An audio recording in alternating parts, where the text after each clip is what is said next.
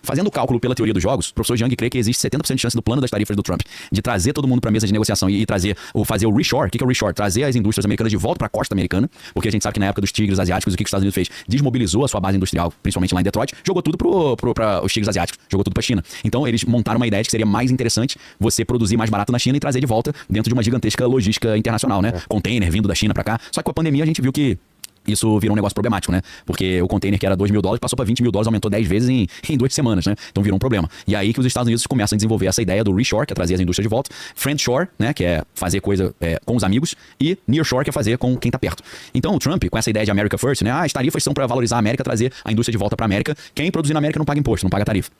Para o professor Jiang, essa ideia tem 70% de chance de dar errado. Só que o professor Jiang acha que, dentro do cálculo da teoria dos jogos, a ideia do Trump é ele ganhar poder, chamando todo mundo para a mesa de negociação e ele negociar com vantagem.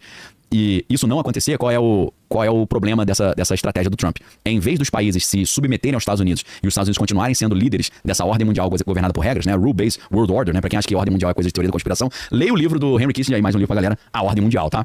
Então sempre houve ordens mundiais. Inclusive outro livro interessante como... Aí eu vou falar errado, mas tá quase certo. Como sobreviver a uma ordem mundial em transformação, do Ray Dalio, que é um dos bilionários lá do Bridgewater Associates, um dos maiores hedge funds do mundo. Ele estuda como é que os impérios surgem e caem. E os impérios surgem criando ordens mundiais novas, né? Antes da Primeira Guerra Mundial, a gente tinha Império Turco-Otomano, Império Austro-Húngaro. Isso tudo acabou com a Primeira Guerra Mundial. E quem sai como líder dessa nova ordem mundial, que hoje já é uma ordem antiga? Os Estados Unidos. E os Estados Unidos se consolidam como o grande líder dessa ordem mundial nova, que se chama Rules-Based World Order. Rules-Based. Ou seja, o nome da ordem mundial atual é a ordem mundial baseada em regras, comandada pelos Estados Unidos. Qual que é a lógica dessa ordem? O dólar é a moeda internacional e todo mundo tem a liberdade para usar o dólar. Então usa minha moeda, eu vou te liberar para usar e eu ajudo a proteger o mundo e garantir a Pax Americana, que é os Estados Unidos garantindo a paz do mundo. Só que o que acontece? Quando os Estados Unidos chega para o Irã, para a Rússia, para a China e fala, vocês estão proibidos de usar o dólar, o cara fala, mas o combinado dessa ordem mundial baseada em regra não era poder usar o dólar? Você vai me expulsar do jogo? Aí começa o quê? Começa a proposta contra esse mundo unipolar norte-americano, a proposta do mundo multipolar.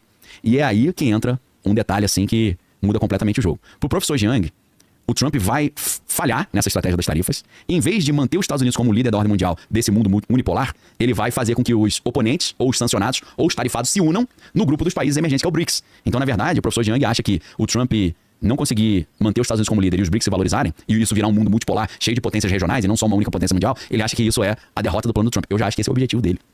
É uma interpretação diferente que eu tenho. Por que esse seria o objetivo? Porque, na minha leitura, baseado no próprio plano do filósofo Curtis Yarvin, o Curtis Yarvin, ele quer continentes governados por cada um pelo seu tecnato.